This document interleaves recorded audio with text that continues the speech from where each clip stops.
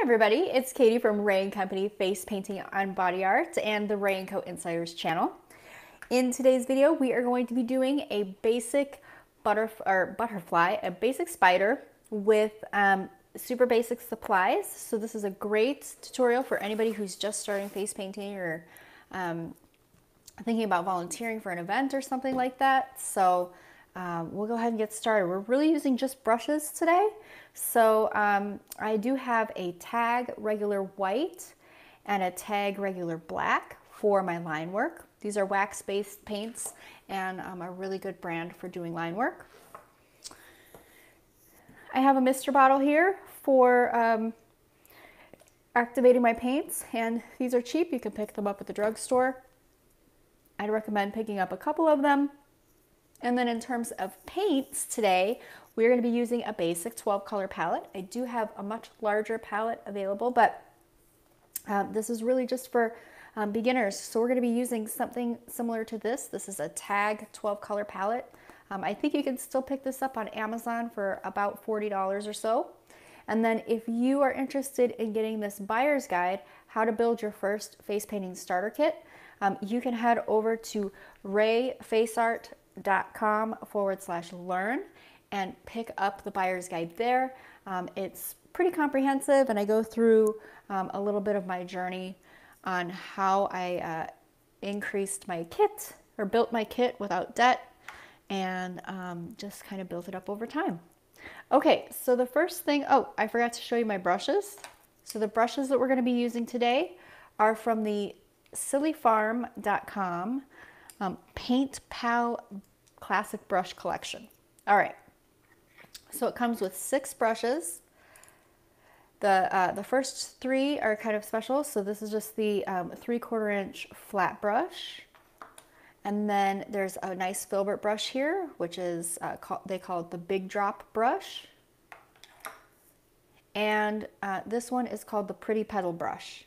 So I try to do all these basic tutorials with these supplies. It also comes with 3 round brushes in just different sizes. They're all the same style of brush, just different sizes. So it comes with a number 4, which is what I use the most, a number 3, and a number 1.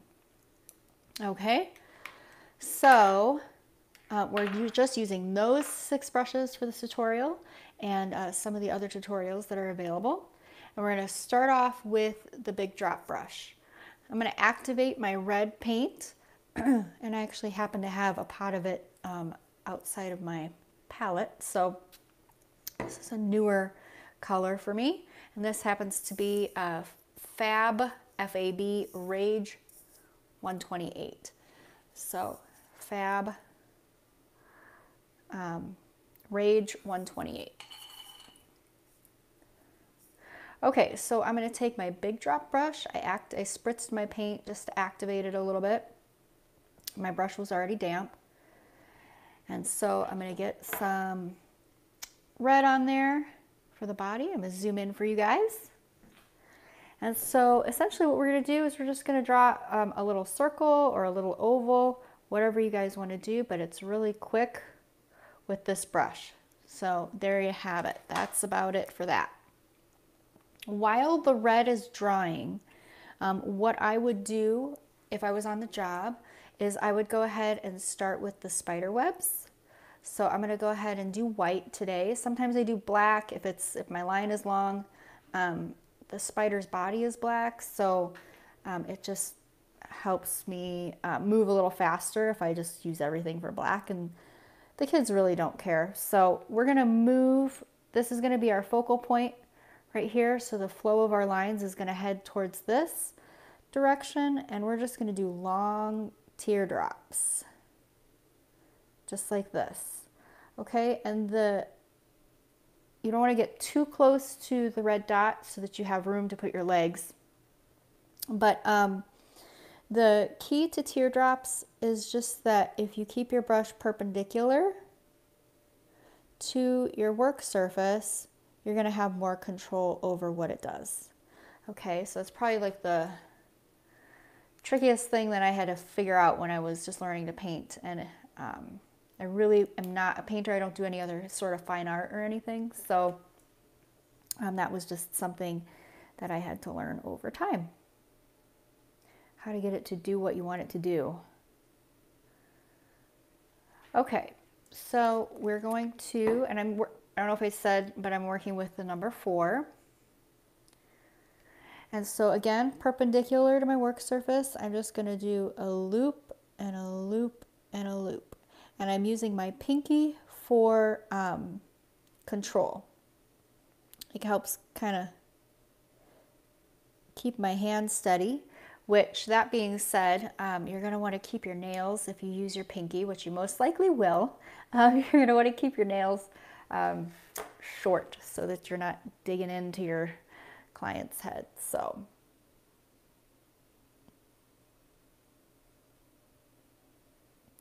I'm at a little bit of an awkward angle over here, just with the way the camera is set up, but we're going to make it work. Same thing here, just going to use the tip of my brush to do a swoop. And notice how I'm using the same brush, a number 4, and how much thicker, you know, these lines are right here compared to these lines right here. So you don't necessarily need to change brushes. I used to think that in order to get some of those thinner lines that you would need to change brushes, and that's not necessarily the case. So I would, you know, do what you can to minimize the amount of brush swaps that you have to do during a face. And again, this is in the context of if you're doing like a free to the public sort of event, maybe a PTO event or PTA event, maybe it's a church event, something like that, where you have kind of a long line. Okay, so we have our spider webs, and you know what? I just see that I need to add one more layer of web to that one. So go ahead and do that. That happens to me on the job sometimes too, but you know, I've been really good at not saying oops and just fixing it. They have no idea what's going on, so you just go back and fix it. Okay, so I'm going to rinse my brush out here. I'm going to load the same brush up. Oops, I think I just hit the camera. I'm going to load the same brush up with the tag regular black and my number 4 round.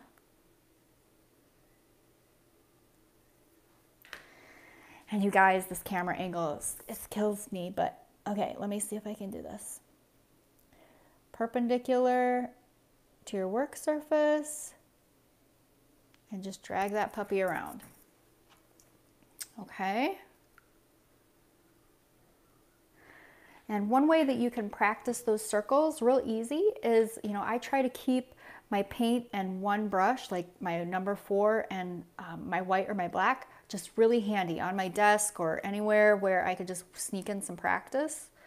And you could just use your forearm and just do a bunch of circles on your forearm to sort of get the feel of how it works and how to, you know, adjust the thickness as you go around and all that stuff. So keep your brushes handy. Even if you don't have time to do full-on designs and full-on practice, you can just do basic shapes and doodles on your arm, and that will really improve your brush skills, so, and your line work. Okay, so we're going to add a little head here, and then from the neck I'm just going to add a couple little legs like this, and I'm just using the tip of my brush. Now we're going to do some longer legs. And I do the same kind of thing in the back here. And I'm going to go outside and do some longer ones. Okay. So we're getting there. We're almost done. And then what we're going to do is we're just going to go ahead and add, now that the white or the red is dry, we're just going to go ahead and add a couple of white highlights. This is a good time too, before you do this, if you want to ask if the guest wants any glitter, to, you know, just put some glitter on there. You can do it right away when the paint is still wet. That way it sticks. But okay, so we're just going to grab a little bit of white. We're just going to put a dot here and then maybe like a little bit on the head. And then if you really had more time, you know, maybe you don't have a long line and you have a patient kiddo, you can outline some of those white webs with a little bit of black, or you could use a different color as well. You could use like a light blue. Why don't we use the light blue and show you how that looks? I'll just load my, I'm going to go ahead and use the number 1. We'll see how it works for me. But you can just come on the side of one of these webs and then just kind of add like a little bit of a shadow. It looks good with black. You could do it with red. You could do it with a different color. You could match it, you know, to the color of the spider. It's really up to you.